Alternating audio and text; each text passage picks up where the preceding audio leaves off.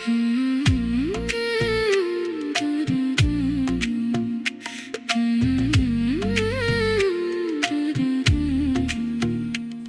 ঘোড়া, হাতি আর পেঁচা এমন শিল্প কাঠামো ছাড়া বৈশাখী শোভাযাত্রা কল্পনাই করা যায় না।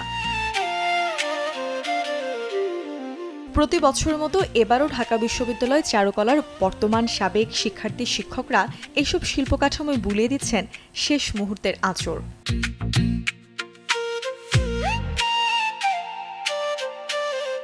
অন্যদিকে রংতুলি সুনিপুণ ছোঁয়ায় পটে ফুটিয়ে তোলা হচ্ছে বেহুলা লক্ষিন্দর, গাজীর পট আর বনবিবির গল্পগাথা।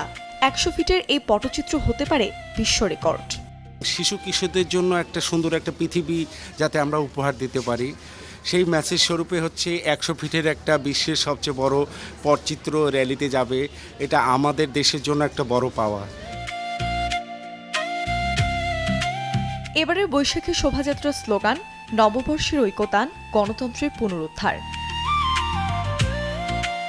আলোচকরা বলছেন এবারের শোভাযাত্রা থেকে সত্যিকার অর্থে মঙ্গলময় বার্তা পাবে দেশ, যেখানে জাতি, ধর্ম, বর্ণের বিভাজন নয়, বরং থাকবে বৈচিত্র্যের জয়গান।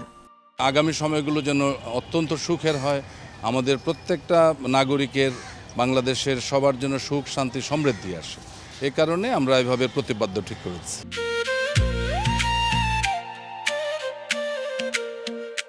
ঢাকা বিশ্ববিদ্যালয়ের বিভিন্ন ক্লাসরুমেও চলছে রঙিন মুখোশ ও মাটির সরা তৈরির ব্যস্ততা। ঘনিয়ে আসছে পহেলা বৈশাখ, তাই দম ফেলার সময় নেই কারো।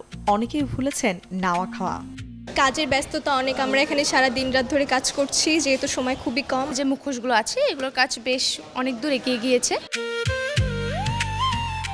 ঢাকা বিশ্ববিদ্যালয় কর্তৃপক্ষ জানিয়েছে বাংলা নতুন বছরের প্রথম দিন চারুকলা অনুষদ থেকে শোভাযাত্রা শুরু হবে সকাল ৯টায়।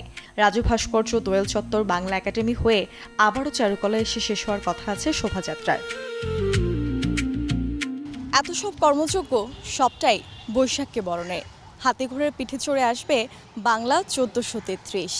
পটে আঁকা বনবিবির উপাখ্যান আর শান্তির পায়রায় ফুটিয়ে তোলা হয়েছে শোভাযাত্রার এবারের প্রতিপাদ্য প্রাণ প্রকৃতি রক্ষায় শিল্পের জয়গান। মূর্ছনা ঐশী, চ্যানেল 24, ঢাকা।